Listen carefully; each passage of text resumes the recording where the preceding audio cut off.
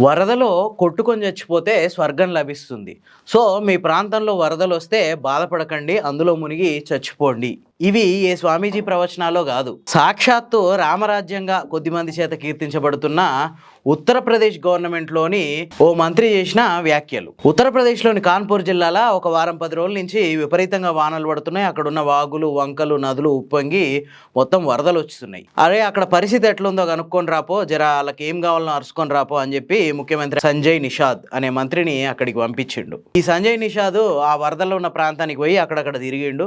ఆయన అక్కడికి పోగానే చుట్టూన్న జనాలొచ్చి ఆయన చుట్టూ గుమిగూడిర్రు. అయ్యో సార్ మా పరిస్థితి ఇట్లుంది. మాకేదైనా దారి చూయించండి. ఈ వరదలు పోయేదాకా మమ్మల్ని ఎక్కడన్నా తలదాచుకోవడానికి ఆశ్రయం కల్పించండి. మాకింత తిండి ఈ వరదలు తగ్గేదాకా తిండి, నీళ్ళు ఇబ్బంది లేకుండా చూసుకోండి అని వాళ్ళకున్న సమస్యలన్నీ ఆయనకు చెప్పిర్రు. చెప్పి ఏమైనా పరిష్కారం చెప్తాడేమో అని ఆయన వైపు ఆశగా చూస్తుర్రు. ఇంతలో ఆయన ఒక మాట అన్నాడు. గంగమ్మ తల్లి మీ పాపాలను కడగడానికి మీ ఏరియాకి వచ్చింది. ఈ వరదల్లో గనక పడి చచ్చిపోతే డైరెక్ట్‌గా స్వర్గానికి పోతారు. ఏం బాధపడకండి అని చెప్పి కారెక్కి వెళ్ళిపోయిండు.